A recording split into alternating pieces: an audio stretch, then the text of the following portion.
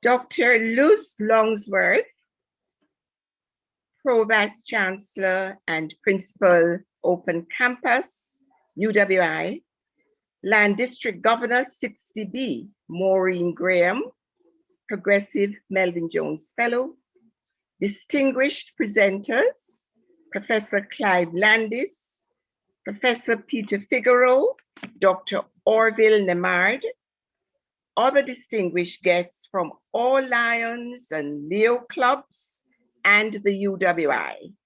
Ladies and gentlemen, good evening and a very hearty welcome to you all.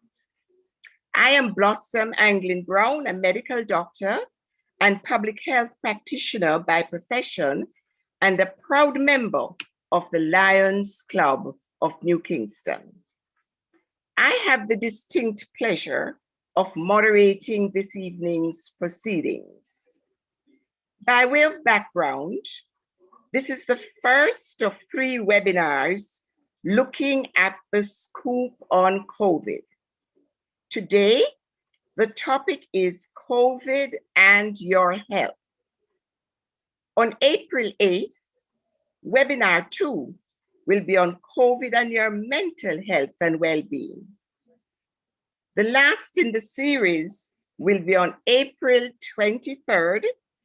This topic will be on coping with the financial crisis in the COVID-19 pandemic. These webinars are being hosted jointly by the UWI Open Campus and the Lions Club of New Kingston. Before we begin our presentations, I'm going to ask 2 special people to bring us greetings. Dr. Luz Longsworth, Pro Vice Chancellor and Principal of the Open Campus UWI, a keenly community-oriented person to bring greetings. Dr. Longsworth. Thank you so much, Dr. Anglin Brown, my dear friend. It is so good to see you. And I greet warmly the distinguished panel. I also wish to greet all of the distinguished members of the Lions Club. And we're so happy to be able to partner with you for this very appropriate and timely webinar. I also wish to acknowledge the presence of Dr. Francis Severin, who is the Deputy Principal of the Open Campus, and other members of the Open Campus, especially Ms. Levine Griffith, who is the dynamo behind this partnership. Good evening to everyone, and I really am so pleased to be able to bring a few words of greeting on behalf of the Open Campus. But before I begin, I ask for excuse for my poetic feeling tonight, but I must share with you a couple of lines from a poem by our own Olive Senior, who is soon to be our poet laureate of Jamaica. And during the pandemic, she did a series of poems called Pandemic Poems. And they all start with a letter of the alphabet. And with F for flattening the curve, I will quote as a way of beginning my greetings. We have beaten nature down, exalted straightness, but somewhere are things we can never control. Wildness always trying to break in. When and where, unnoticed for how long. And in a way, that's what has happened to us in the last year. Wildness breaking in with the COVID-19 pandemic. And it has become the only topic of conversation for everyone. We all want to find out how everyone is doing when we meet them. We want to make sure people are well. We want to make sure our communities are healthy and they're able to survive both economically as well as in their own personal health.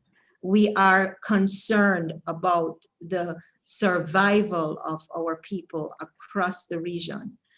For that reason, this partnership with the Lions Club of New Kingston and the Open Campus, led by Ms. Levine Griffith of our Jamaica Eastern region, is so important because there are so many mistruths about the pandemic. And now that we are moving into the vaccination stage, there are so many myths and theories going around that we really need to ensure that our people, our communities, hear from our experts, our homegrown experts as we have here tonight, and understand what the implications are for their health in this COVID-19 pandemic period.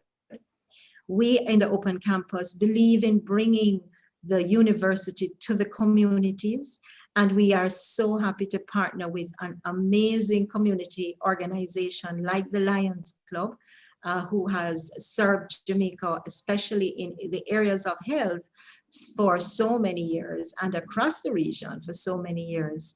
This is an excellent partnership, and we look forward to many more partnerships with you on other issues, although we know we have 2 more of these webinars to go.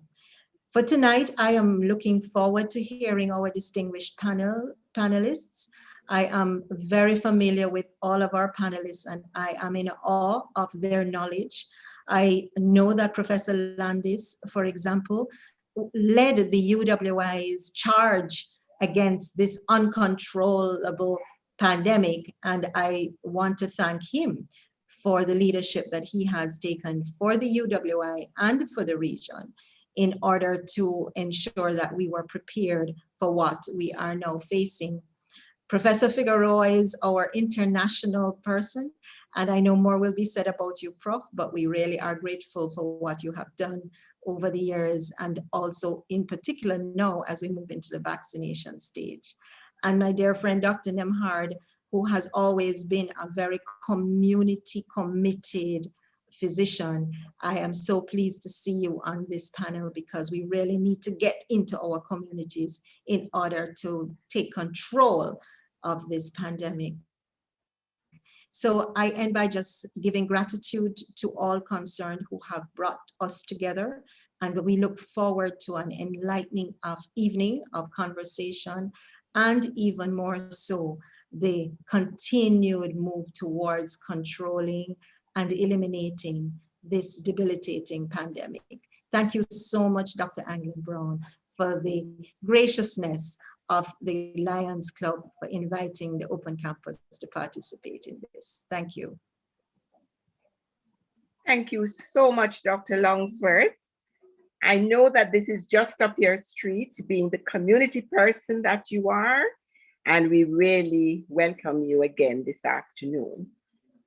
So we'll now ask Lion District Governor, District Governor 60B, Maureen Graham, Progressive Melvin Jones Fellow, who hails from Barbados, overseeing 60 clubs across 17 countries in this region. I invite her to bring greetings. Land District Governor Maureen.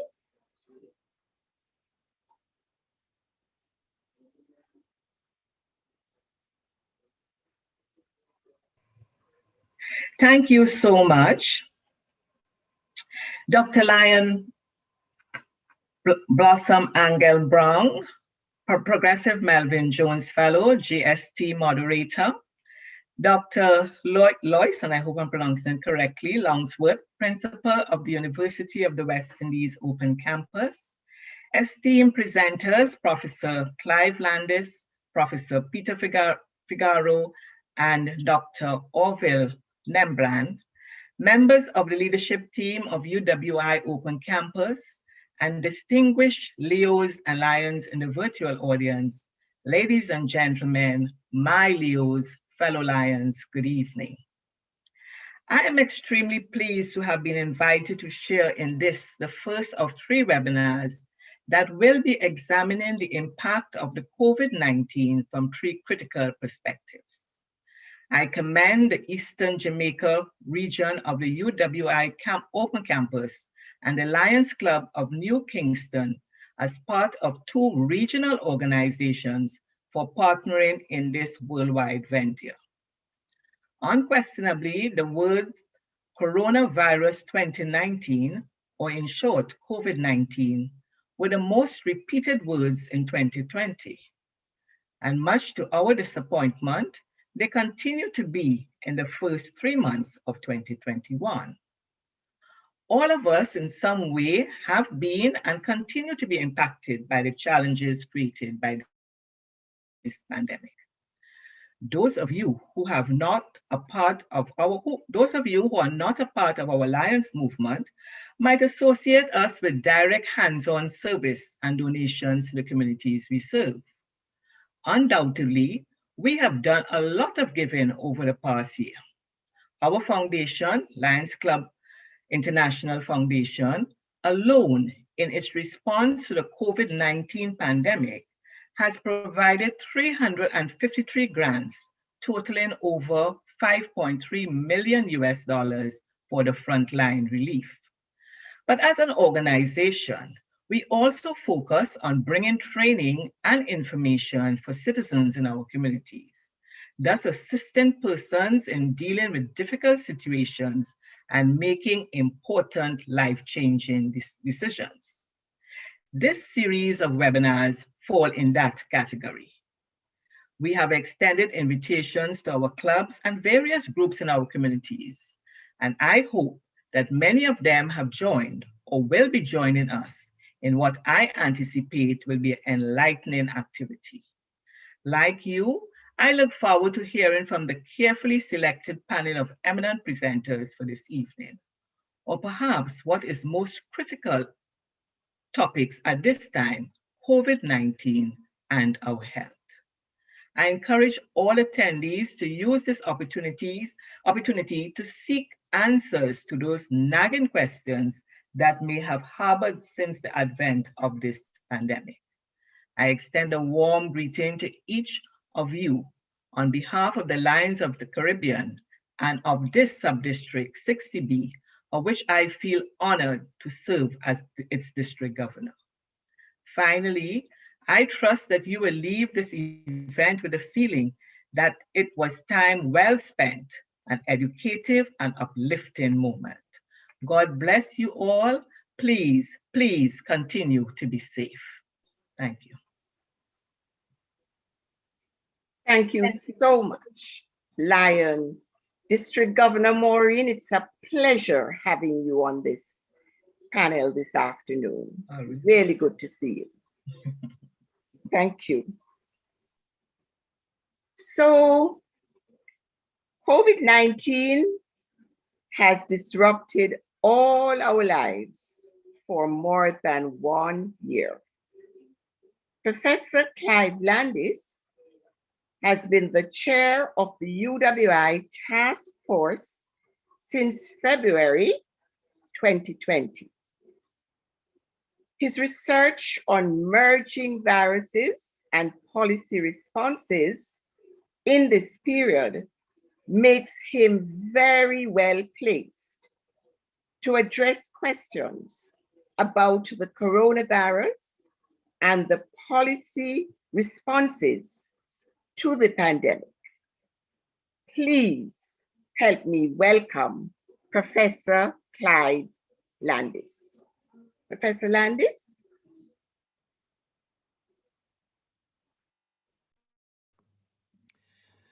Well, thank you very much for the kind introduction. It's my pleasure this evening to be speaking to my colleagues at the university and my new friends and colleagues in the Lions Club of Kingston.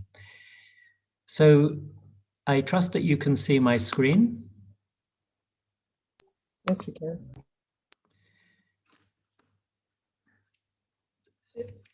I'm pleased to be able to contribute to the scoop on COVID-19 to speak to you about COVID-19 and your health. The first slide that I always put in my talks is a disclosure.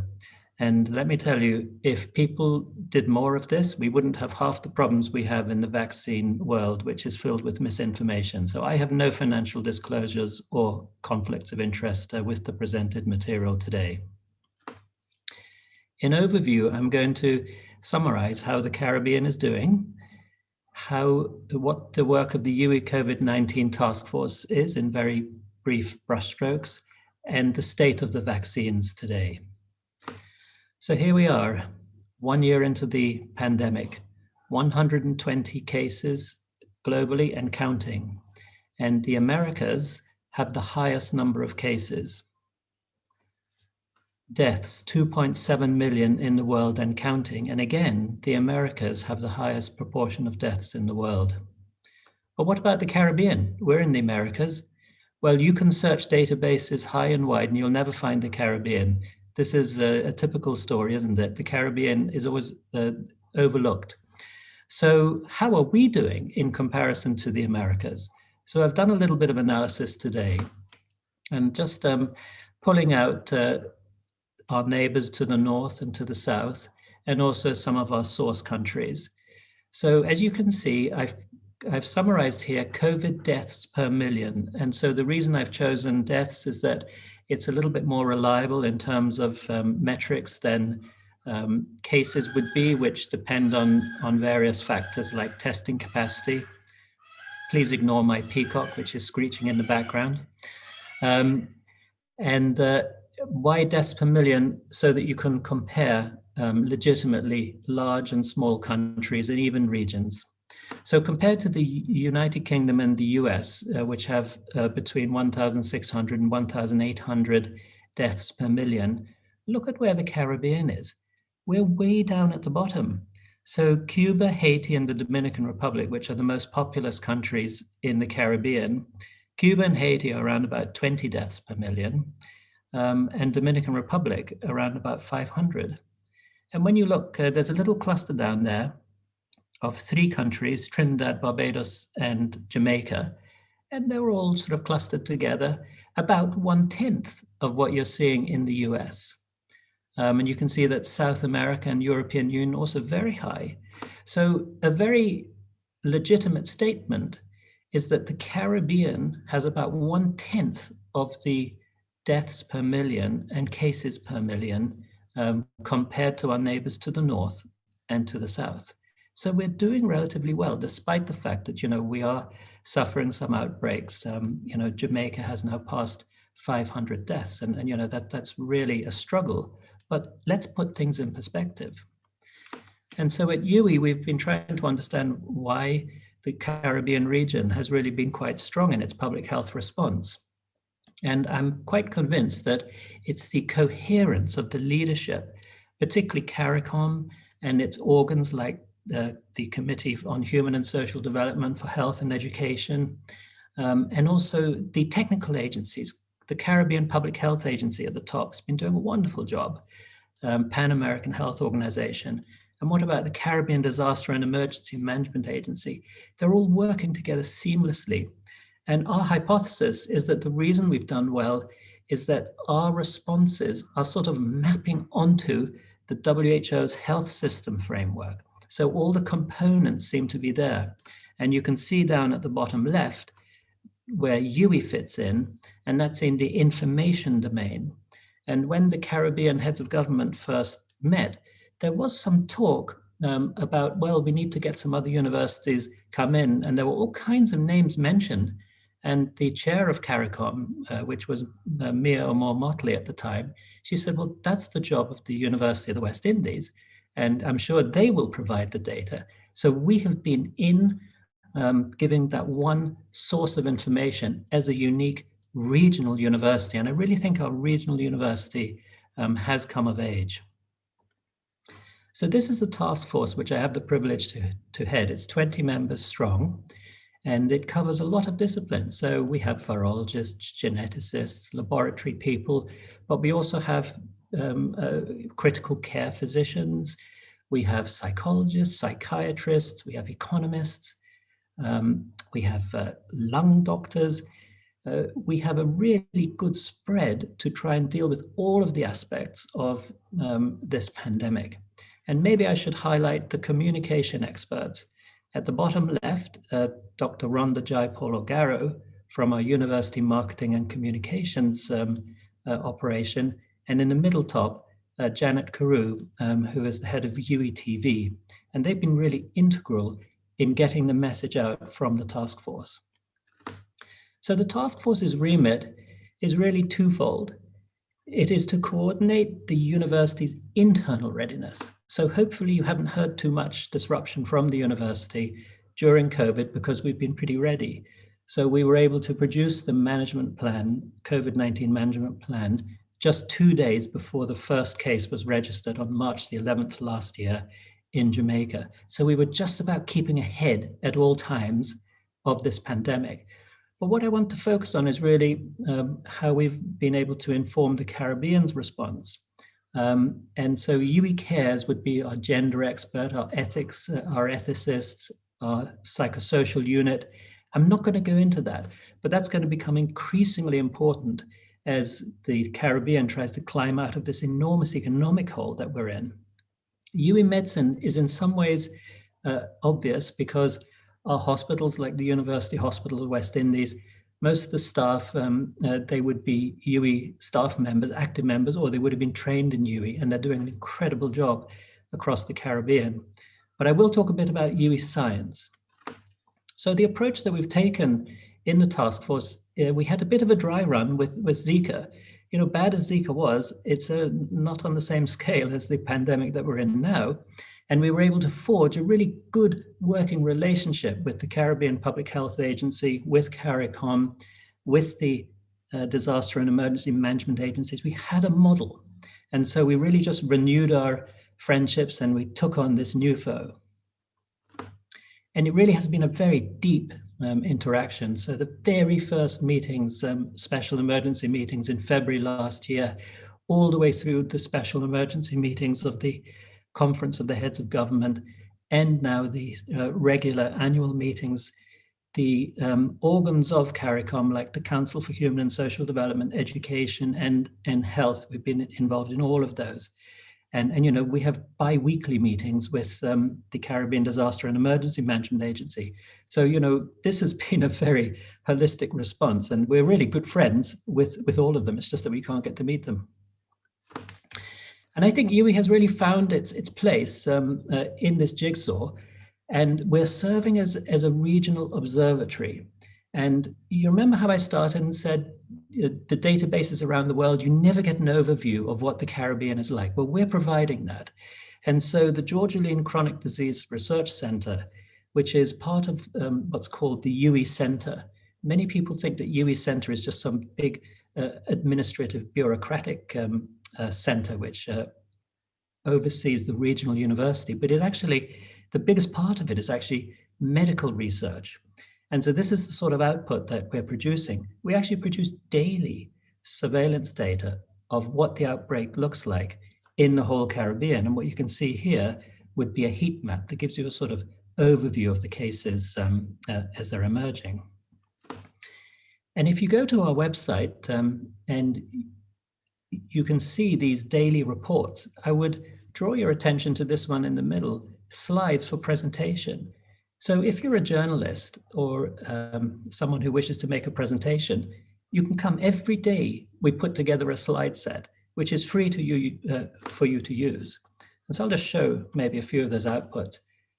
So here would be just in alphabetical order, some countries. And this is how the Caribbean countries compare with the CARICOM average, the 15 CARICOM countries, plus the 5 overseas territories.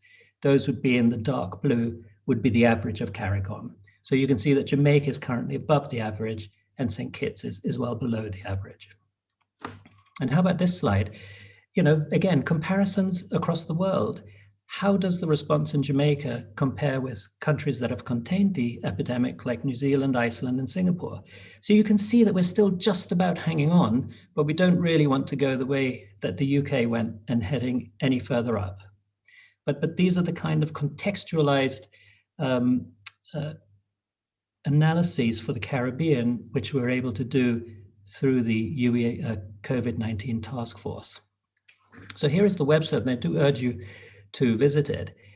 And we were quite delighted last week when the Higher Education Advertising Awards, that our website actually won the gold medal for the COVID response materials category. And this is the most respected higher education advertising awards.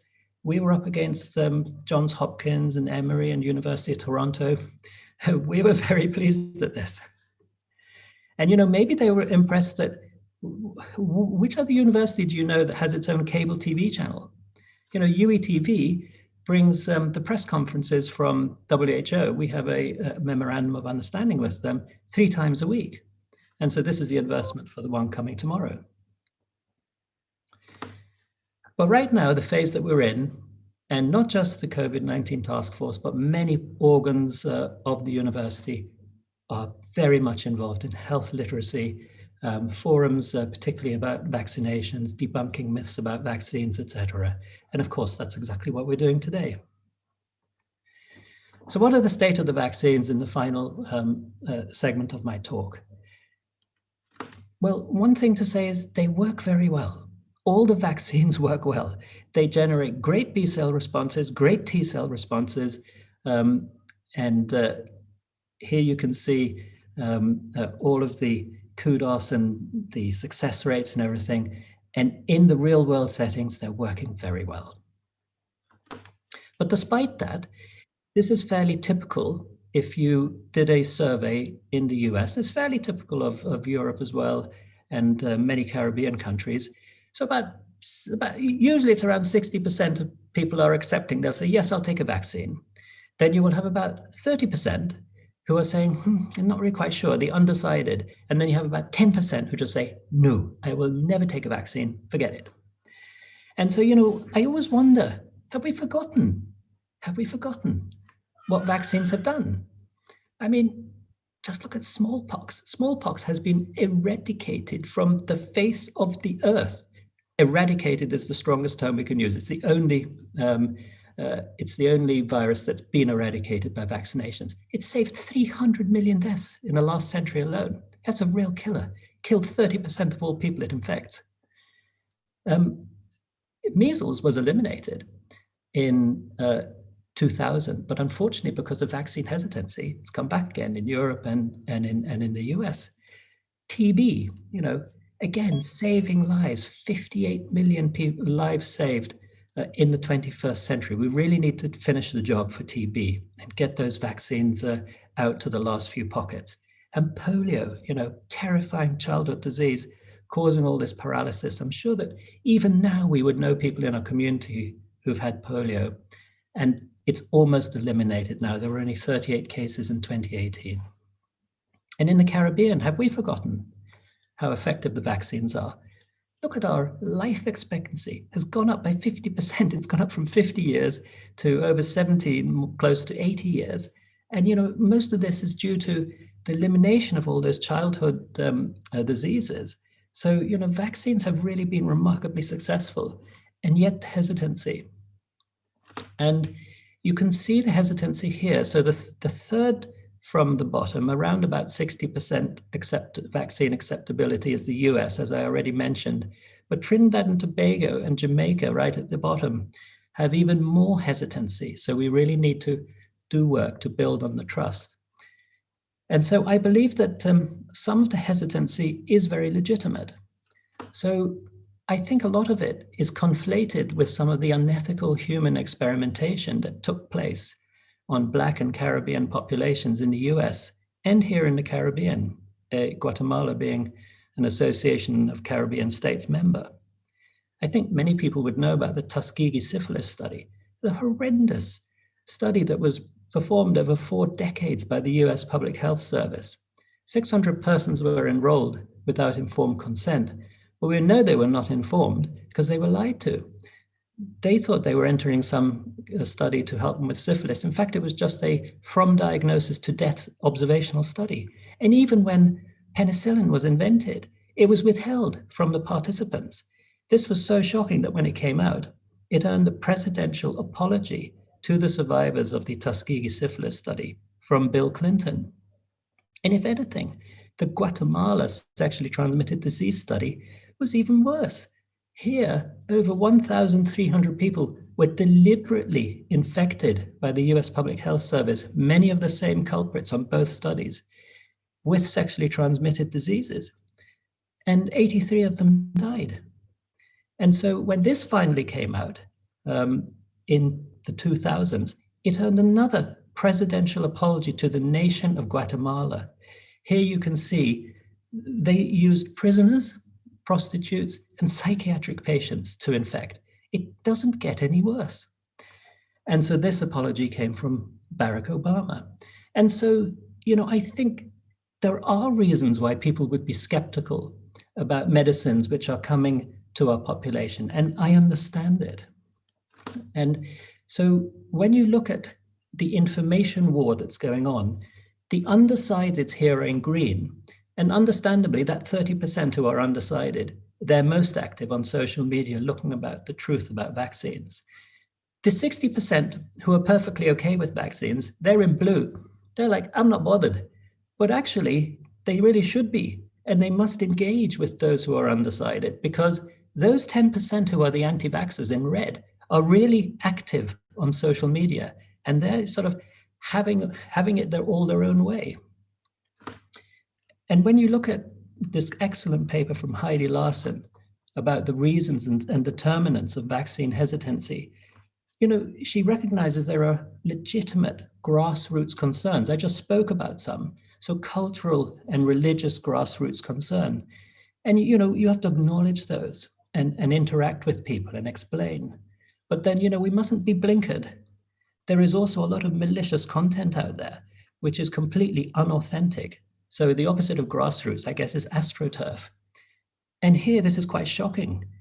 Research done by David Broniatowski shows that the notorious Twitter accounts that were used in the 2016 presidential election from the Internet Research Agency in St. Petersburg, this agency is employed by the Russian Ministry of Defense to spread disinformation and drive divisions in Western society. And, I think they're doing a pretty good job. So they obviously focus mostly on political division, and they will come with extreme content on both sides just to drive wedges into Western societies. And they also take emotive issues like Black Lives Matter, and they will come in again and try to drive those wedges. And anti-vax, they've just decided, well, this is a great way to divide the West as well. And so they come in and amplify all of these divisions. So you must be aware of that. And, they will, as I said, they will come in with very vicious and horrible comments on both sides. And so, at the end, you might be going, so what is this vaccine? Is it the savior or is it like evil? And, it's probably not by accident that, we have this dichotomy, because a lot of it is being driven by deliberate disinformation. So let's just be aware of that. So what is the truth of vaccine safety? Vaccines have always been between benefit versus risk. So who knows that we just passed an amazing anniversary, 1,000 years since the first vaccination, which was called variolation. It was described by a Buddhist nun in 1020. So here, a smallpox, an old dried pox from someone who is probably surviving smallpox, is used, and it's blown through a straw into the nostril of a healthy person, and that person is then protected from catching smallpox. Now, this was not without risk. 1% of people who underwent this procedure died. But this was considered a pretty good deal, because 30% of all smallpox sufferers would die, and 100% are disfigured facially and bodily. And nowadays, the risks are very, very, very minimal. They're at the edge of what is detectable. So roughly it is, the ballpark figure is 1 death per million. That is the sort of ballpark figure that you're looking at. It's very difficult to actually measure such rare events. And of course, we've had cause to experience this ourselves in the last week. So Denmark suspended the AstraZeneca vaccine, ostensibly because of concerns that it caused deaths through blood clotting. And then the majority of Europe followed suit and suspended the AstraZeneca vaccine. And really, as a scientist, I couldn't understand the reason. So the reason given by the Danes and by the French was the so-called precautionary principle. So the worst case scenario, if you believed that those deaths were caused by the vaccine, was about 1 death per million, the same kind of ballpark figure.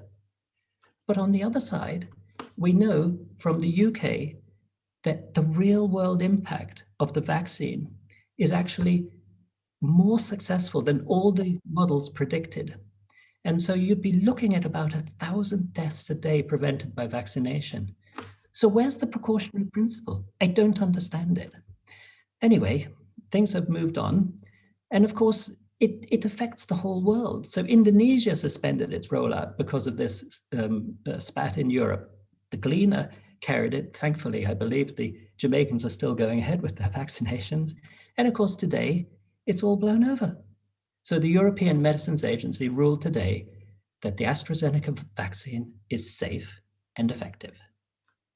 And they ruled in all languages of Europe. You know, here from Barbados, this is my last slide. Have a look at this. Barbados is number 3 in the league table for the proportion that we vaccinated in the Americas. And you know, from here, I would say we're very happy. We haven't experienced any adverse events. And we would encourage everyone in Jamaica to take their vaccines when they can. So my conclusions are that vaccines have extended the human lifespan, especially in the 20th century, by eliminating many infectious diseases. COVID-19 vaccines generate robust B-cell and T-cell immune responses. Safe and effective COVID-19 vaccines have been licensed in 2020 and 2021. And vaccine safety is paramount. Regulatory agency must not yield to political pressures, either in the approval process or in the safety monitoring process. The scientific community needs to engage more actively in communicating the public health benefits of vaccination. Grassroots anti-vaccine communities should be acknowledged and engaged respectfully, and knowledge seeking should be encouraged. But synthetic anti-vaccine social media content must be exposed. So thank you very much. I don't know if there are any questions, but I always love this picture. Whenever I feel tired about all the work I've done, I always look at this picture to try and get some more inspiration, because I worry about what's happened to these children.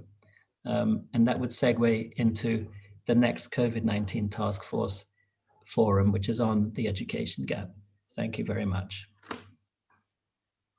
Thank you so much, Professor Landis, for a very comprehensive discussion on this subject. Let me use this opportunity to congratulate you and your team on this very prestigious award. We're really very proud of you. I really liked your slides comparing the successes of the vaccines in the past. And it's a timely reminder at this time when people are forgetting about what vaccines really do. So thanks again.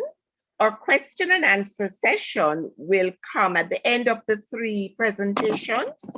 So I'm going to remind people that at the end of all 3 presentations, you can post your questions in the chat, both on Zoom and on YouTube, and we'll get them answered for you. Thanks again, Professor Landis.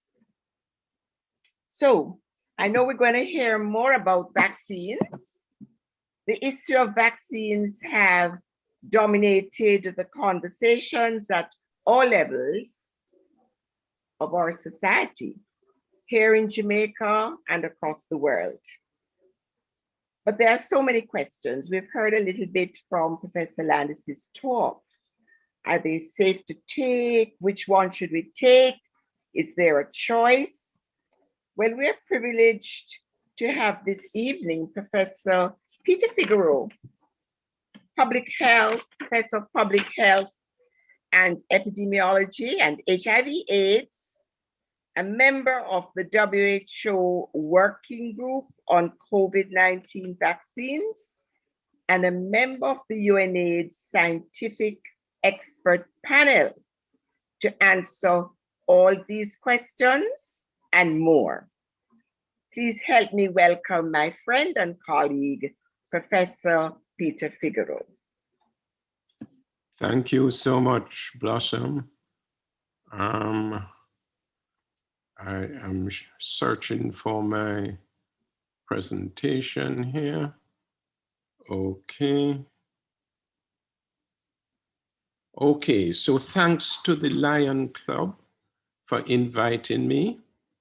And I wish to thank the Lions also for the excellent work that they have been doing over the years.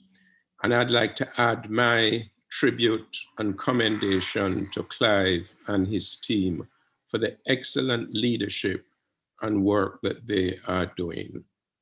I have no financial interests or conflict of interest to declare.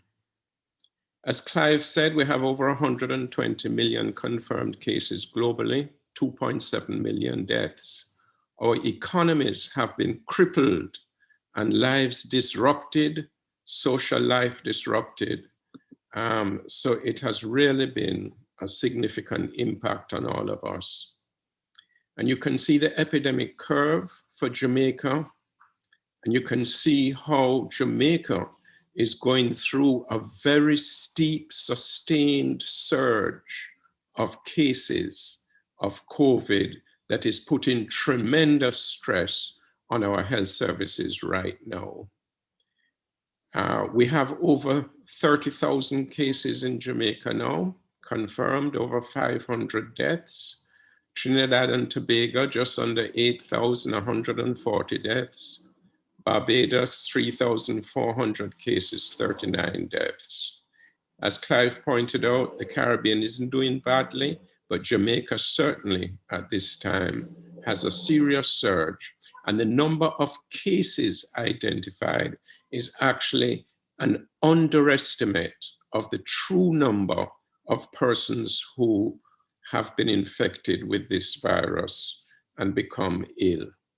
Most persons who get COVID, of course, have either just a mild or moderate illness. Some are asymptomatic. About 14% are severe and have difficulty breathing, and as many as 6% are critical and need intensive supportive care.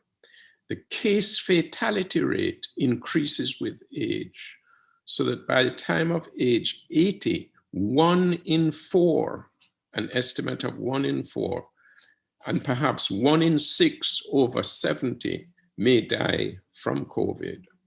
The clinical features we're now familiar with, but they take various patterns: fever, cough, fatigue, difficulty breathing, myalgia, loss of smell or taste, headache, sore throat. Some people even present with confusion or diarrhea. So the symptoms are varied. The transmission is through person-to-person spread. Droplets from coughing, sneezing, singing, talking, spread especially from persons with symptoms, but also persons who are pre-symptomatic. For a couple of days before you develop symptoms, you can be highly infective, as well as persons who have no symptoms at all.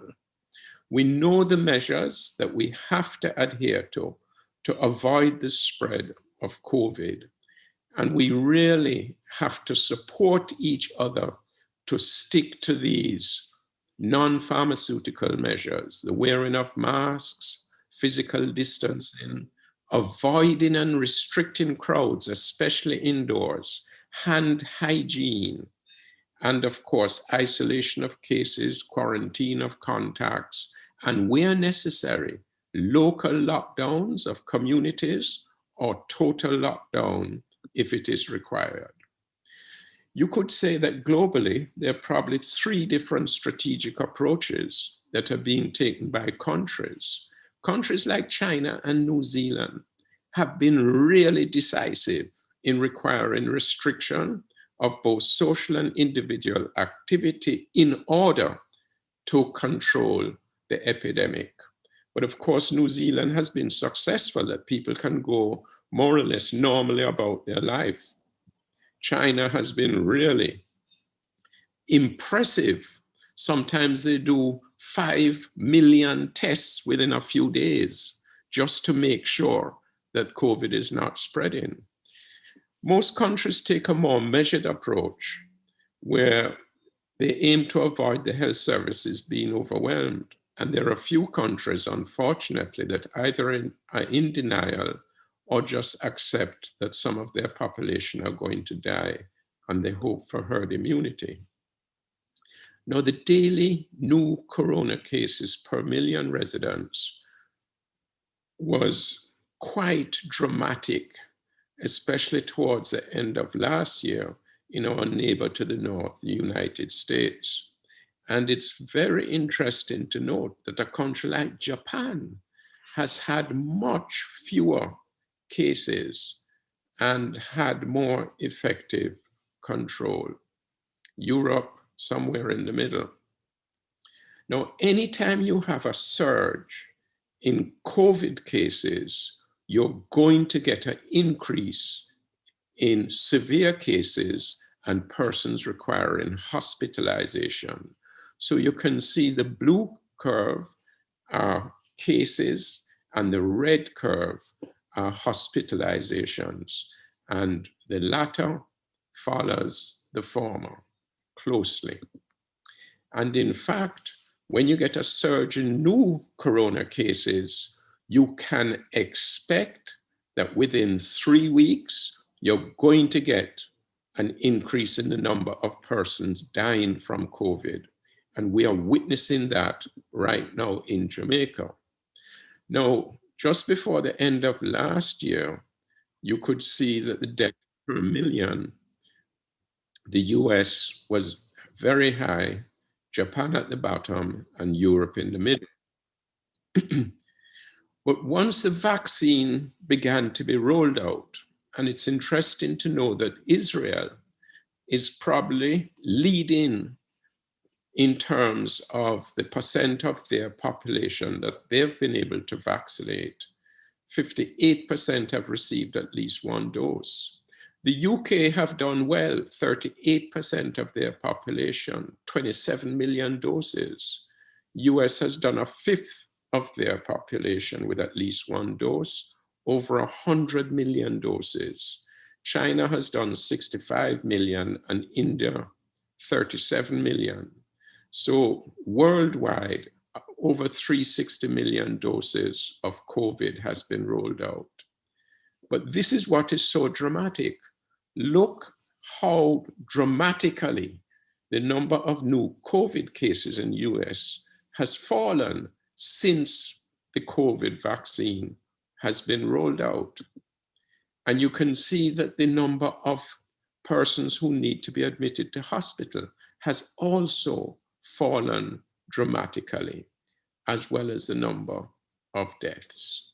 So cases, severe cases, hospitalizations, and deaths have all fallen dramatically following the rollout of the vaccines.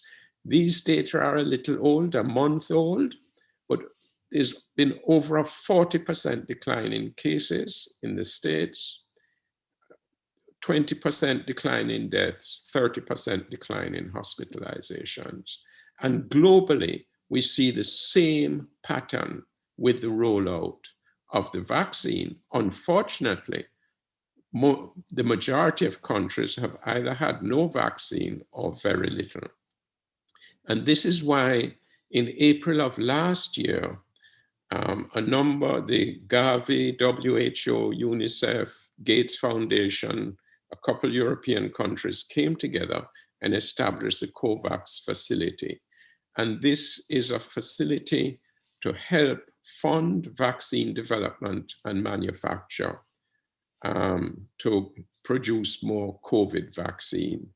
The aim was to get at least 2 billion doses by the end of this year to get it to every participating countries, and the majority of countries are participating in order to end the acute phase of the pandemic. The challenge, though, is that a number of the high-income countries have bilateral contracts with the pharmaceutical companies, and some of these countries have pre-ordered or contracted for a significantly larger amount of vaccine than they actually need in order to vaccinate their population. So COVAX has had to fight in the marketplace to really ensure that they can access vaccine for the many countries that are not able to get it readily. Now, many people do not appreciate the fact that many technological developments, including vaccines, have been the result of collaboration between government and private companies. The private companies don't do this by themselves. The US Defense Department built the internet, and US government research and development contributed to transistors, silicone chips, a whole range of things that we take for granted. So Pfizer and Moderna have relied on years of government funded and government conducted research into viral proteins and genetics. These are the two companies that produce the messenger RNA vaccine, which is a new platform. The US and other governments have spent billions to accelerate COVID vaccine development. And this gives you an idea of just some. This is not all the pharmaceutical companies that are listed, but I chose those that we are aware of who have received more than $100 million support, either from the US government, the UK government, the German government, the Gates Foundation, or there's the Chinese government as well, the Canadians, and CEPI, the Coalition for Emergency Preparedness Innovation. So you can see the investment. Imagine $2 billion in some companies, over $1 billion in others. This is a tremendous investment. Now, when it comes to the use of the vaccine, it's clear, there's a clear rationale and justification for vaccinating health workers. These are the persons who are at highest risk of getting COVID. And if a health worker gets infected, when they're pre-symptomatic or if they have minor symptoms, they may unknowingly pass it on to their patients who are not infected. So it's really important to get them fully vaccinated as soon as possible.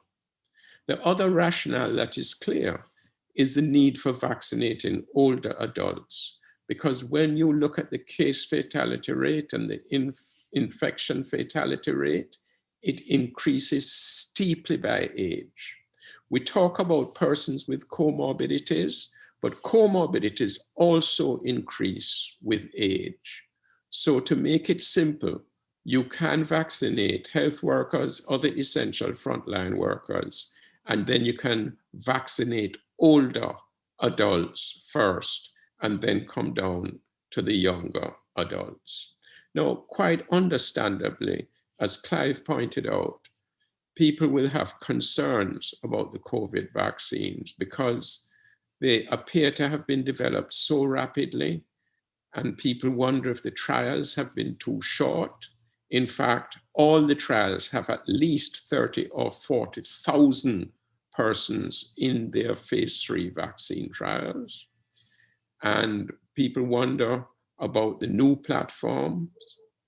The question is, how long will vaccine efficacy last? And of course, the vaccine has been mutating.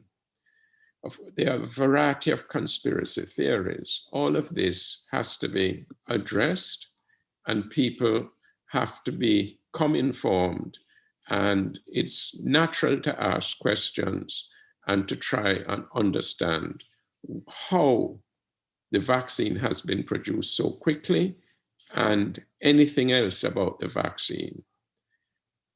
Now, when we had the 2003 SARS outbreak starting from the Far East, this stimulated research for a vaccine against the coronavirus that causes SARS, which is a cousin of the coronavirus that causes COVID. Both have spike proteins. So they started working on that. When the Mediterranean respiratory syndrome broke in 2012, this also stimulated further research. So when the Chinese actually sequenced the genome of the SARS coronavirus 2, which causes COVID, once they sequenced the genome and made it internationally available to the scientific community, in Germany, there was a company that within a week was able to develop a diagnostic test that we use in the Caribbean now for the PCR test. And the companies that were developing a coronavirus against SARS simply adjusted the vaccine that they were developed using the information that the Chinese provided about the gene material, the genetic material of the COVID virus. They adjusted it in order to produce a vaccine against COVID. And they immediately put it into animal studies, healthy adults first, and then the 30 or 40,000 trials, usually held in different continents. And significant funding was put so that the parallel development of the manufacturing capacity was put in place even while they were still developing and testing the COVID vaccine. The messenger RNA vaccine is a very sophisticated technology that they've been working on for years. And what they do is they take the messenger RNA that can code for the spike protein, and they put it in a lipid very small particle, nanoparticle. This lipid or fat merges with the cells in the muscle where you get the injection of the vaccine. And once it goes into the cytoplasm of the cell, the messenger RNA then begins to produce the spike protein, which is presented to our immune system, and our immune system develops a protection against that spike protein, and the person is protected against the COVID virus. The messenger RNA is broken down rapidly within hours and degraded as a waste material. So this is a superb technology, and it is proven its worth as it is rolled out in the real world. The other vaccines depend on more traditional mechanisms, and they are also very, very impressive. The efficacy of the vaccines is high. Now, you hear different percentages for different vaccines, but you have to be very careful of just taking these point prevalences of efficacy from the trials, because they're being done at different periods when the force of infection in the population is different. Different population groups are being used. So if you use health workers, it's more likely that they may get infected because the force of infection is very high. And if you use young adults, you may not get as many infections, young adults in the population. So you can't strictly compare the point prevalences of the efficacy of vaccines done in different trials. And when this UK, the Scottish and the English, rolled out the Pfizer vaccine and the AstraZeneca, they have very similar, excellent efficacy, really effectiveness, approximately 90% against severe infection. So these vaccines are superbly effective, keeping people out of hospital. And the safety profile is very encouraging. Yes, you will get local reactions or headache or fever for a day or two. You may get those when you get the injection, but this is because your body's immune system is responding to the vaccine and developing protection or immunity. There are very few serious adverse events. With the Pfizer and the Moderna vaccines, it is advised that people who have a history of an anaphylactic reaction to a vaccine or an injection don't take these vaccines, take a different vaccine. That anaphylactic reaction was only observed when the vaccines were being rolled out. It was not observed in the trials because it's an extremely rare event. Approximately 2 to 4 events per million doses. With the AstraZeneca, the European Medical Agency has said, let us monitor carefully. Have a warning now on AstraZeneca, just to be alert in case there is the possibility of a rare risk of blood clots after 7 to 14 days. The current estimated possible rate is 1.3 per million. Now think about it. One of the French doctors commenting after they did their press briefing said, in France today, every 12 minutes, a patient is being admitted to the intensive care. Most of the patients who are admitted to hospital have to be put on anticoagulants because COVID causes blood clots, and many persons die from this. So you can take your odds. Severe disease requiring hospitalizations or intensive care, and the possible risk of 1 in a million.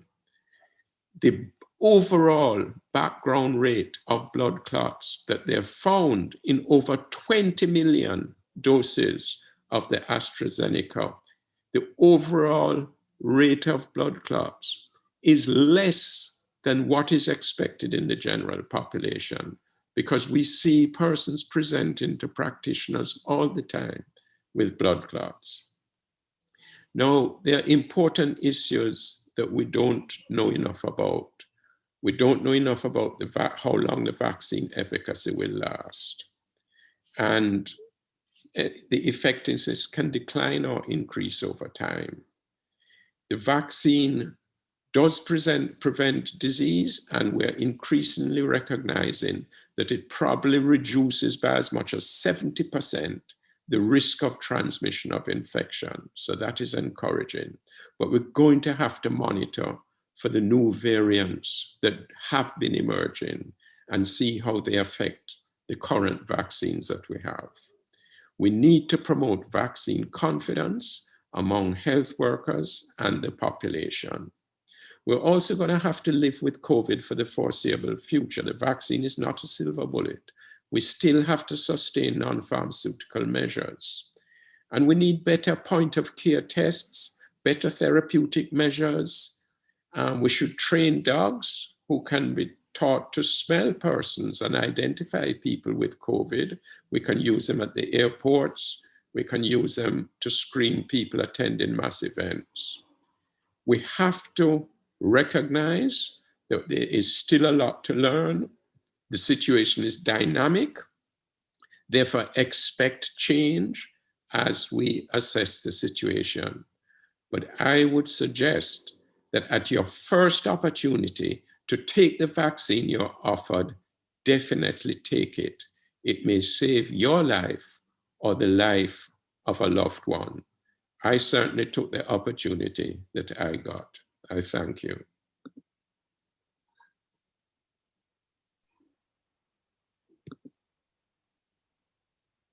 Thank you so much, Professor Figueroa, for that really interesting and informative presentation. I really like how you emphasized about the efficacy of the vaccines which we have here in Jamaica. It really is important for us to really absorb that in our own DNA, because this is the way that we are going to prevent ourselves from developing serious fatal outcomes from this disease. I thank you very, very, very much. So now this infection is here. It's raging at a positivity rate of over 30% in Jamaica. It's no joke. Daily deaths from this disease moving into double figures. Community spread, as I like to say, is in full flight.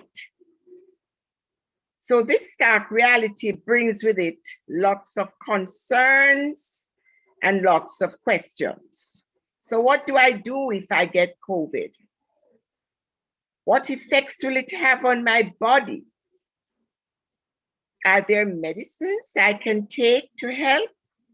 Do I always have to go to the hospital for care?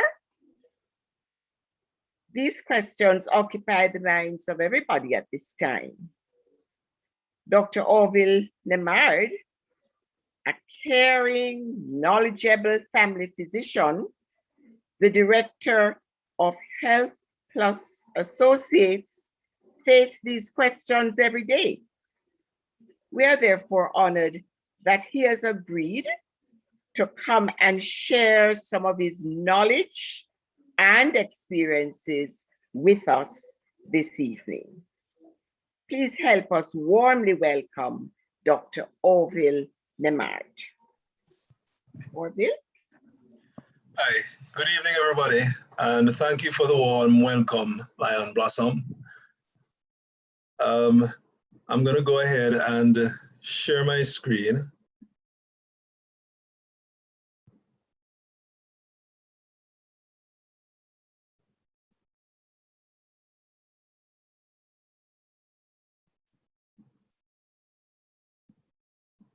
There you go, and get right into the topic.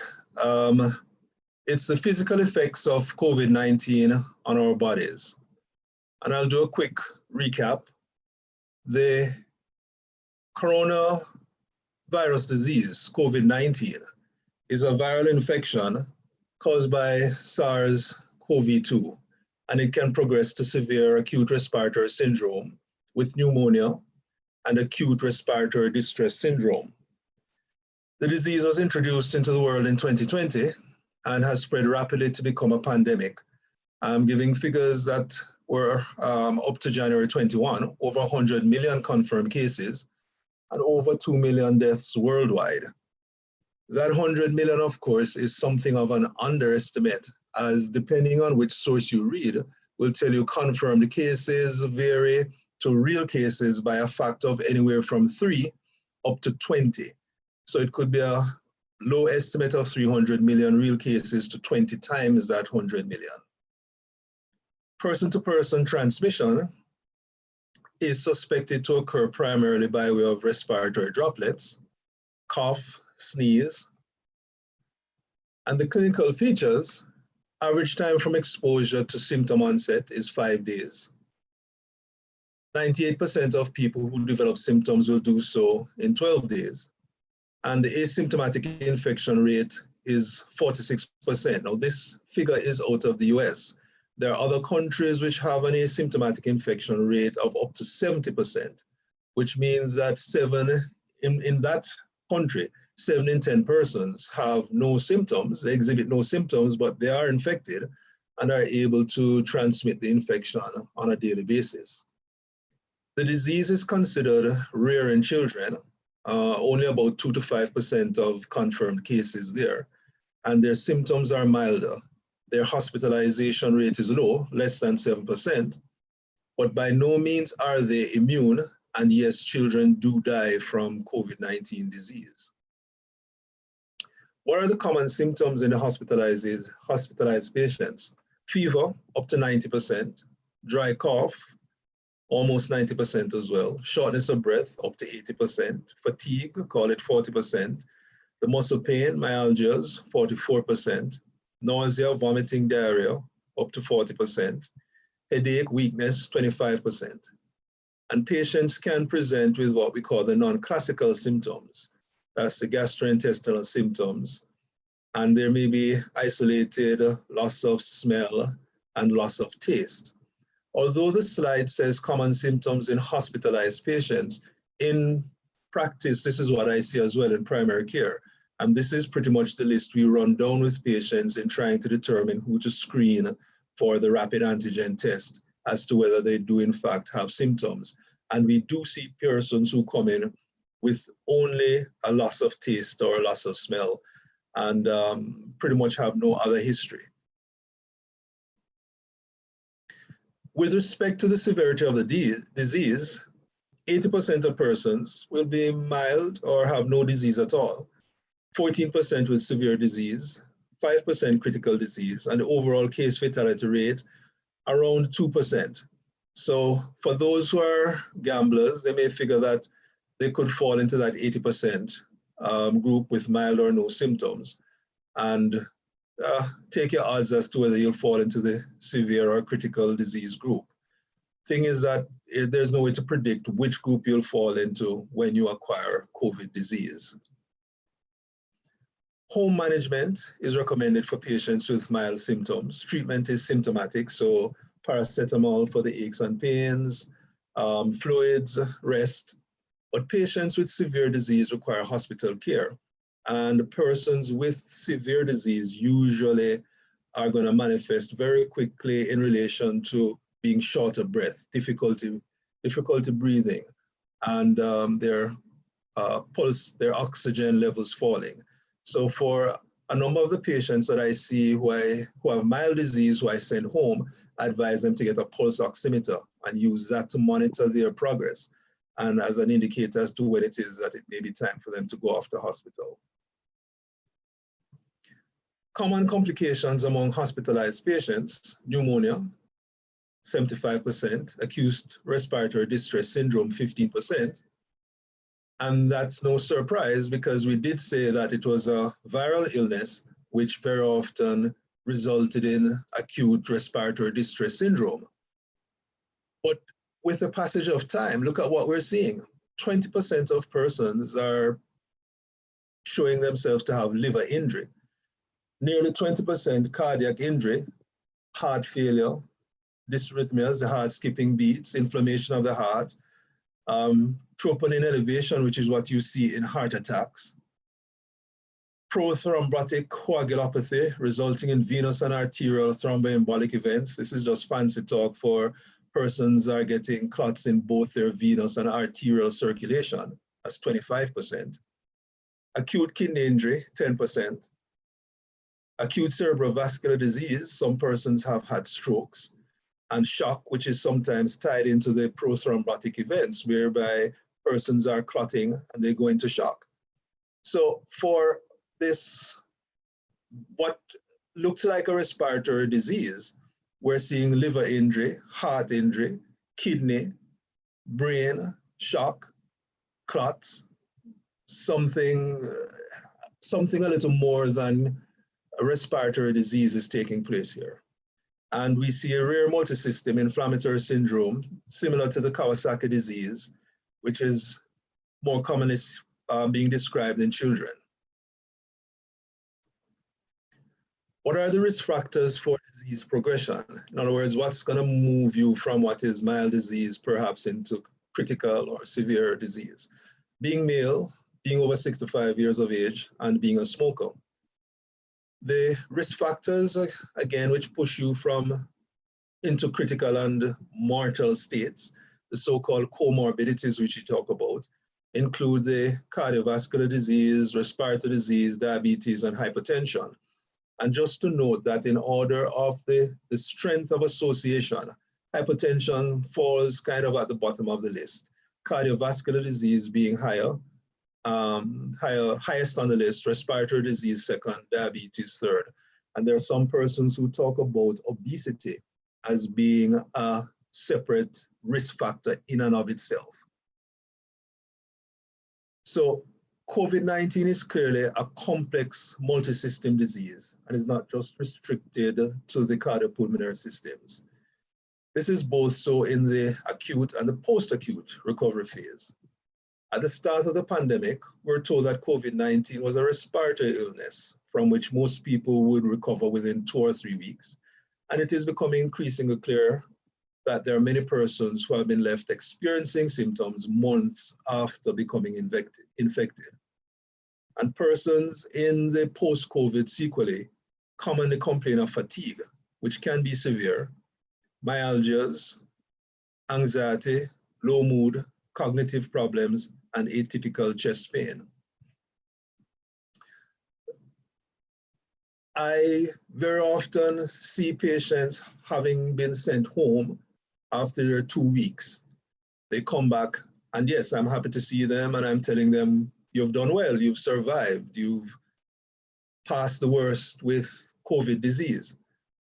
But with what we're seeing now, questions are being asked as to whether they really are over it all.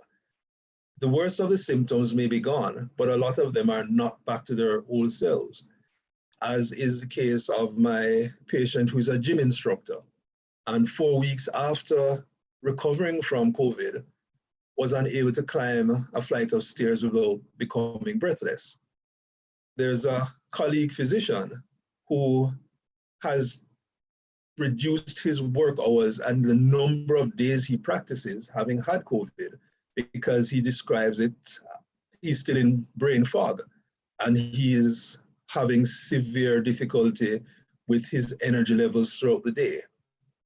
One patient in particular also lost a section of her hearing spectrum following COVID.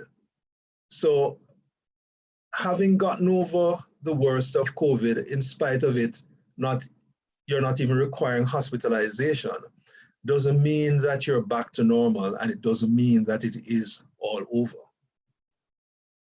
So welcome to the world of long COVID.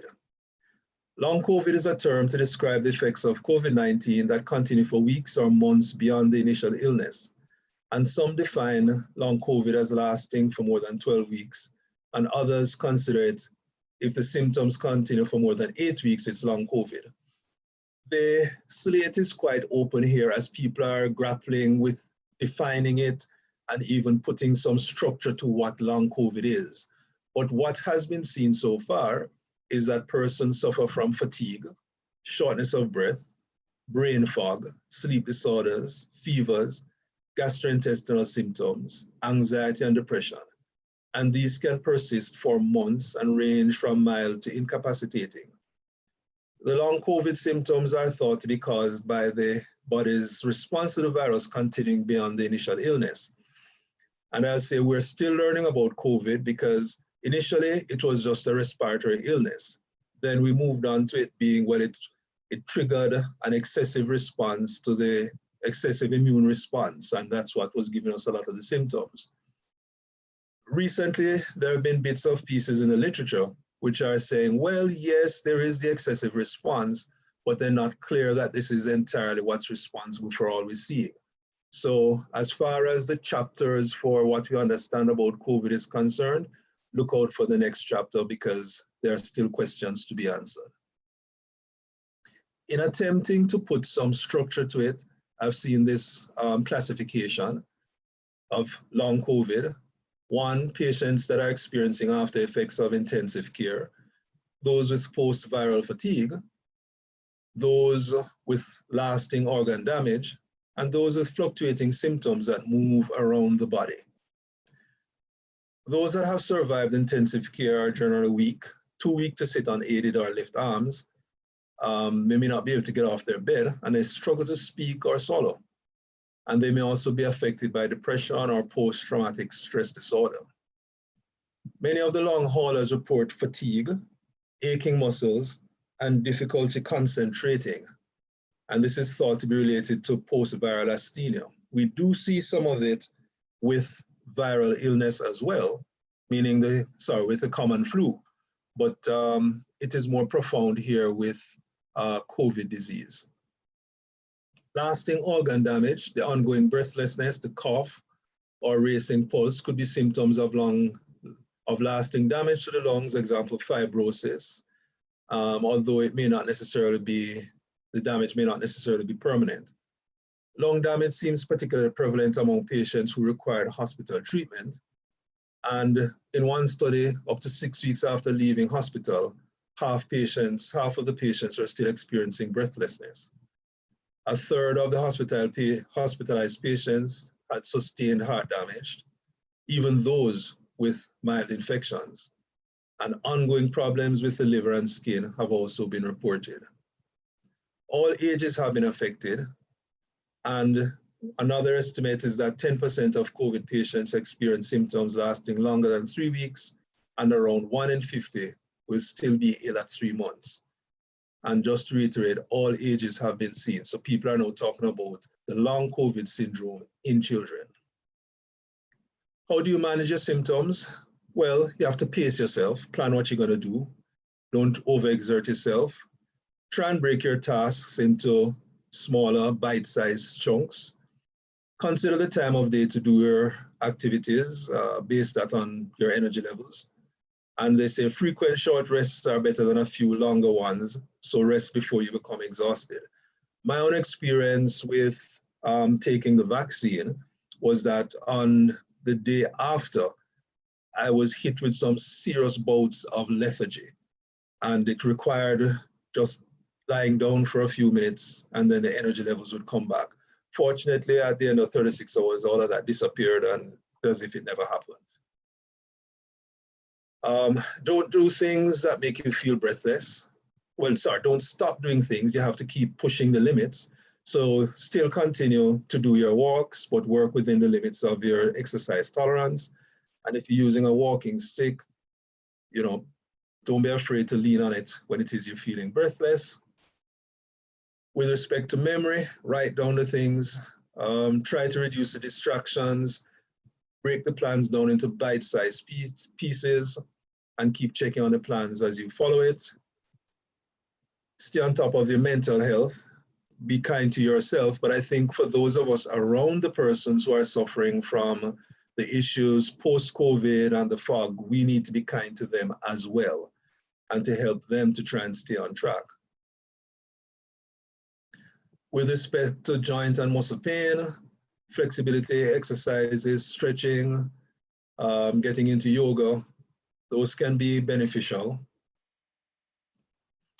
And in summary, COVID-19 is a complex multi-system disease, not just restricted to the cardiopulmonary system. Nearly 1 in 4 COVID survivors tend to be long haulers, having to battle a long list of confusing symptoms, such as lingering breathlessness, excruciating fatigue, muscle pain, aches, chronic infections, insomnia, stress, debilitating health in general, and we're still learning about this disease. So my own exhortation is do what is necessary to avoid catching this disease, the physical distancing, the masking, the sanitization. Of course, if you can take the vaccine, do so. And I will leave with one word that certainly for us here in Jamaica, we're seeing a continued spike. I think most people underestimate the size of their bubble. They think they're operating in a safe environment, but your bubble is always bigger than you think. And with that, I will end my presentation.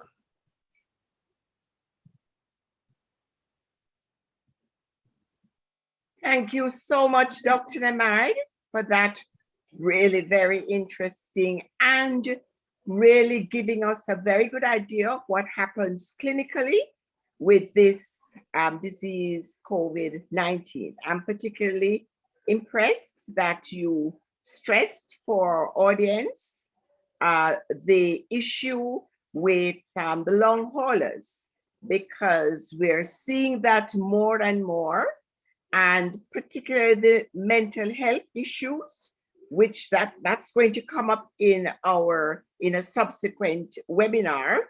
But that is said to be the second pandemic coming up in the world. And we should prepare and start doing things to try and keep our mental health in tip-top shape. Thanks again for your presentation. So we're moving on now to the question and answer session, which is where we ask you to ask the presenters questions, thoughts, and while that's being organized, I want to ask Professor Landis a question.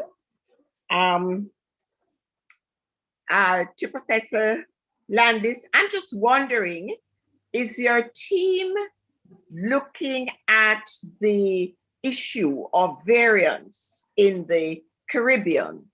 Because that's real upfront and close at the moment. And are you thinking of anything as to how we could approach this? So we have a joint project with CARFA down at the St. Augustine campus, and we are sequencing the variants. So variants were discovered in Jamaica, and out of a fairly limited sample, the vast majority were in fact the UK variant. And just based on the transmission dynamics and how the UK variant has spread, I think most experts think that the UK variant will become the dominant variant in the world. So the UK variant it spreads more rapidly, and because it spreads more rapidly, you get more cases and hence more deaths. The good news is that the vaccines do all work against it. And even if you look at the other variants, the main ones that we have now become familiar with, the South African variant and the Brazilian variant, all the vaccines do still prevent the clinical outcome of severe disease and hospitalization. So what some studies have shown is that the antibody response becomes a bit weaker. However, the T-cell response is still going great. And so there is sufficient immune response to prevent the progression to severe disease and hospitalization and deaths. And in the AstraZeneca phase 3 trial, which was conducted in the UK, South Africa, and Brazil, coincidentally, actually, the home of the variants, there were no cases of severe manifestations of COVID or hospitalization. So it is very effective against the variants, and the World Health Organization has said that the AstraZeneca vaccine is recommended for all ages and against all variants. Thank you so much. Professor Figueroa, you had anything to add to that? No, I think Clive covered it well. Thank you so much. Thank you. I'll take the privilege and ask one other question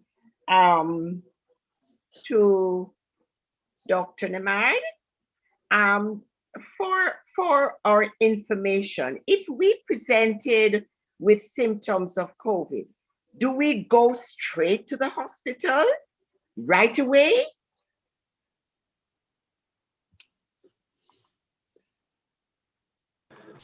Well, that would be dependent on what your symptoms are. As you say, mild symptoms can be managed at home with symptomatic treatment, your paracetamol, rest, and so forth. It's the more severe symptoms which require hospitalization. And one of the key determinants of that is the oxygen level.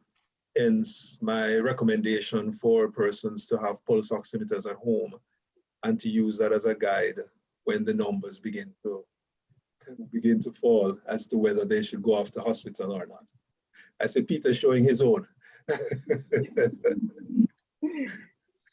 Very key. Thanks for that. Because it's important that they don't just run to the accident and emergency at the first sign of a sniffle, because that's not going to be very helpful for anybody. So I see some questions in the Zoom. Guests in Zoom, please post your questions so that I can ask. There is one here. Okay, so Dr. Nemad answered that question, which was, do we have any information on the effect of the vaccine on long COVID? And the answer to that was no, we don't. We don't have any long-term data on the vaccine. All right. So any more questions from our Zoom guests? What about our YouTube guests? Any questions? Good evening, everyone. Good evening, Dr. Anglin Brown. We do have a few questions on YouTube. Yes, so I'll just proceed to ask. Thank you. Nisa Belgrave has asked, clearly the vaccine has proven to be successful. How can we sensitize more persons, if not all, to the importance and benefits of taking the vaccine?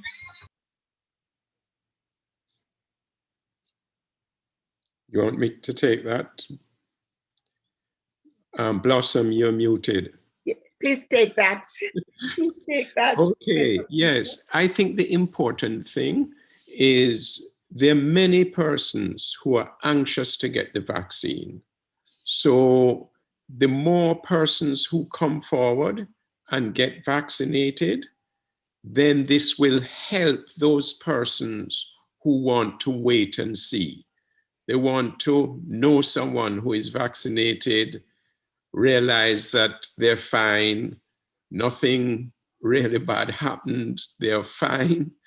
And I think what will happen is that will naturally get more and more people taking the vaccine. There will be a handful of persons who will resist to the bitter end, but I think the majority of people will come forward. The other thing I would encourage is when people have a reservation or question, feel absolutely free to discuss it with your doctor or with someone who is well informed, or go to a trustworthy source.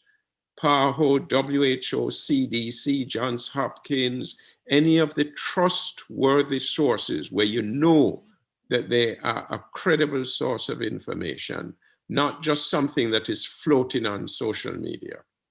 And because people do need to be reassured, but I'm confident the majority will take it.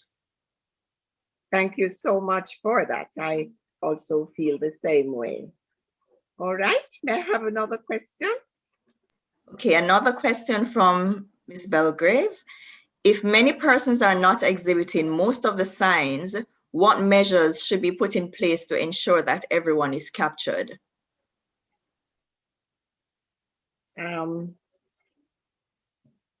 Dr. Orville, would you like to look at that? Yes, it's actually one of my pet peeves. I think we need to be doing far more testing, particularly in this phase of the pandemic, the community spread phase, for us to be identifying more of our persons, those with mild symptoms, even some of the asymptomatics, and putting in place the public health measures, the quarantine measures early to minimize them spreading the disease. I think we need to be doing far more aggressive testing. Thank you so much. I agree with Yes, Orville. Peter. I agree with Orville. And in addition, we need to assume that once we are with someone else, you know, one of us may be infected, whoever is in a crowd, someone is infected. They may not have any symptoms whatsoever, but you have to assume that everybody you meet, someone is going to be infected. Therefore, you must have on your mask, you maintain your distance, you do your hand hygiene. And many people go to work and are indoors, and they think because they're at the desk, they can take off their mask. but the air is circulating within that place. So you have to keep on your mask. If you feel that you just can't keep it on, you need a break, go outside away from people and take some fresh air, take a break and come back inside and with the mask on. Very glad you brought that up. I read an article last week and it highlighted the fact that we have been told what not to do, but we have not been told what we can do. And I think that's a failing of our education when it comes to COVID-19. For instance, I was speaking to some teachers in infant school, and I said, take the children outside, right? Even serve them the lunch outside, because that they like to play outside. Why are we inside? We do not have temperatures of 20 and 30 in the Caribbean, and we need to make use of that. Thank you. May I have another question? Okay, this question is posed to Professor Figueroa from K. Bailey. The question says, did the decline in COVID cases start prior to vaccines? Is the decline in COVID cases? Did the decline in COVID cases start prior to vaccines? No. The cases were surging upwards. In Europe, remember, they were even forced to lock down. North America, no, the cases were surging towards the end of the year. They think because of the different variants that had emerged. So it was the rollout of the vaccine that definitely was the factor that brought down the number of new cases dramatically, especially the severe cases. So, and therefore the decline in deaths. Thank you. Any more questions, Talisha? Yes, a few more. This one is for Professor Landis, Kay Bailey as well. She has asked for a comment. She says, Peter Doshi, associate editor of the BMJ, has had some concerns about the vaccines. He was concerned that vaccine efficacy might be lower than 50% threshold. In addition, he was concerned about the vaccine primary endpoints, that it did not include hospitalization and transmission, only mild disease. So she's seeking your comments on that. Well, I'm not sure what clinical trials she's referring to. So if we just stick to the AstraZeneca trial, because that's the vaccine that we have in the Caribbean, so severe cases and hospitalization was an endpoint. And when you look at the real world data, you know, those trials were 35,000 people. But when you look at the real world data, let's say in the UK, we have data on 11 million people. And when you look at the real world data, you have in the over 80s who, if you remember, Peter said they're very susceptible to disease and death. You have 80% decrease in severe cases and infections. When you look at all ages of vaccinated people, it's over 90%. And when you compare the AstraZeneca to the Pfizer, because they were both utilized in the rollout in the UK, the AstraZeneca in both Scotland and England had a slightly better effect, in about 1% better, in preventing severe cases and hospitalization. So I'm really not certain which data she's referring to, but the real world data and the clinical trial data did look at severe cases and hospitalization. In the clinical trials, in the interim analysis, there were relatively few cases in both groups. But as time has gone on, there have been more cases and you can now get a clearer figure. But the real world data is really what matters. Yeah, could I just add, I agree with Clive completely, but I'm aware of one very small study that was conducted in South Africa with AstraZeneca. And apparently in this study, which was quite small, the vaccine efficacy against mild and moderate disease was only about 50%. against the variant that they've identified in South Africa. However, they did not study it against severe disease. And most of us are quite confident that it will perform well against severe disease, as has been shown by the real data that Clive has quoted in the UK. Thanks for that. I think we have time for 2 more questions, Talisha. You have any? Yes, I have. Let me look for 2 more. Okay, so someone is asking, can you contract COVID after taking the vaccine? Yes, I mean, most people do not get COVID, especially if they've had 2 doses of the vaccine. But occasionally there are what you call breakthrough infections, but there have been very few persons who have had the vaccine and get severe disease. They usually get milder symptoms. But on the whole, most people who are vaccinated are protected from getting ill. I would add one point, if I could, just to amplify what Peter said. It takes 3 weeks for the vaccine to be effective. So after you've had the jab in your arm, and if you say, yay, I'm protected, and you go out and go to a super spreading event, you'll catch it. Because it takes 3 weeks for the immune system to fully kick in and give you protection. And as Peter says, that becomes absolutely complete after 2 weeks following the second jab.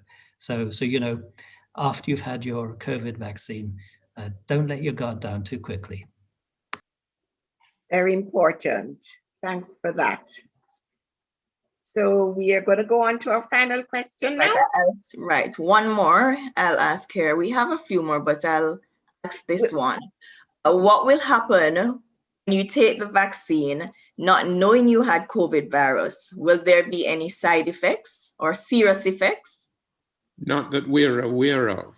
What happens is, if you have COVID, if you have PCR confirmed COVID or antigen confirmed COVID, then it is assessed that you have developed immunity and protection for at least 6 months from reinfection, and the immunity will probably be longer. But if you're vaccinated, having had COVID, that vaccine acts as a booster dose so that your body's immunity, your protection against reinfection is even stronger than before.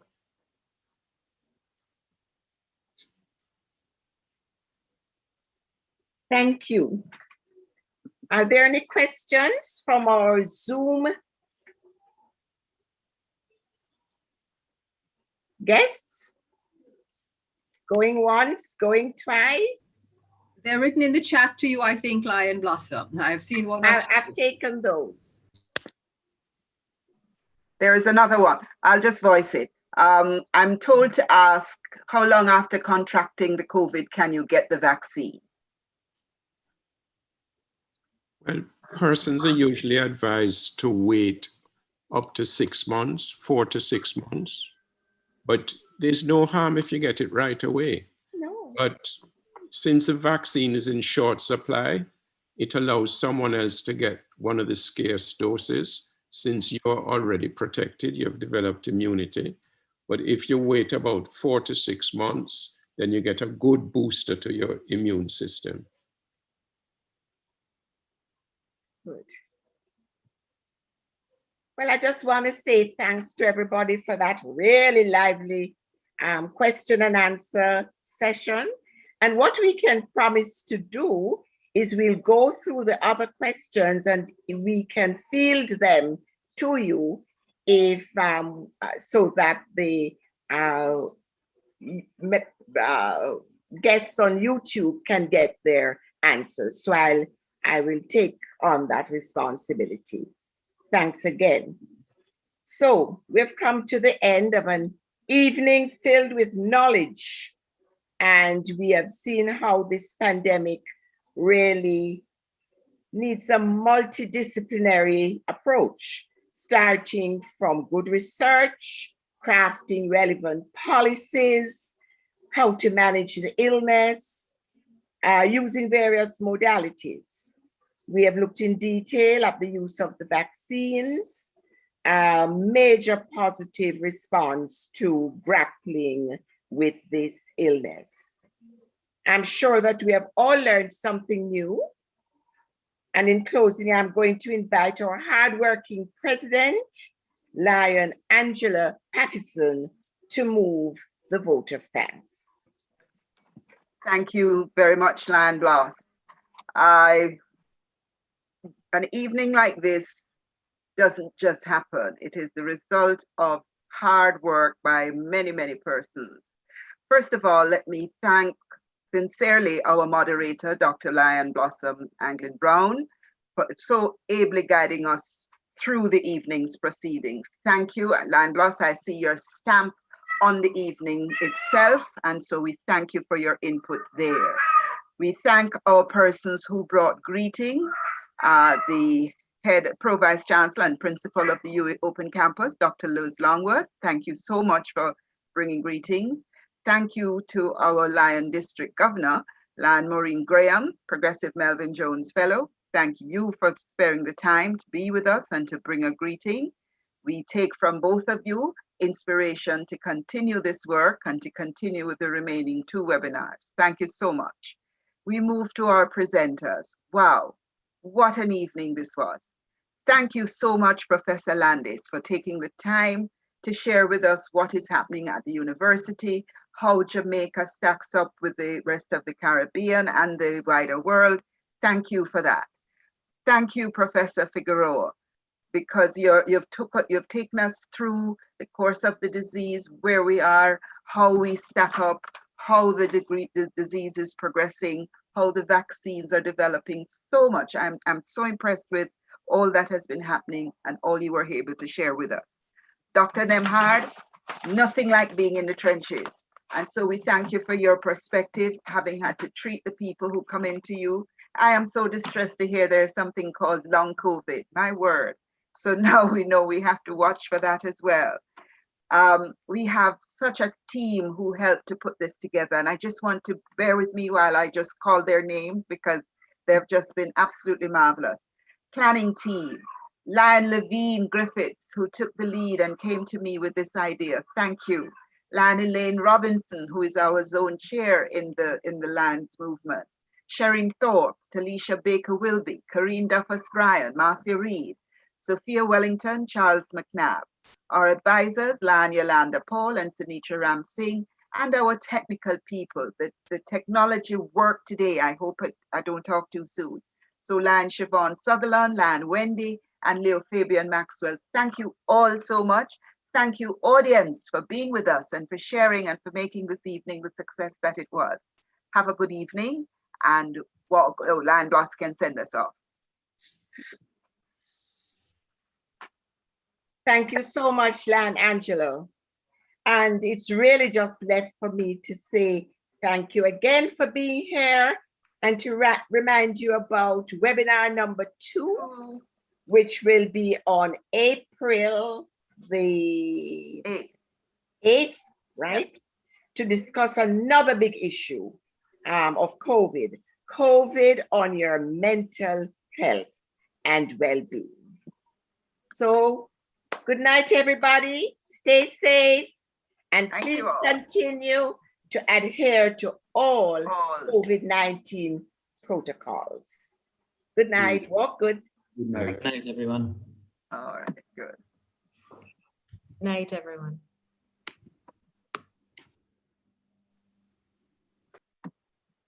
Night.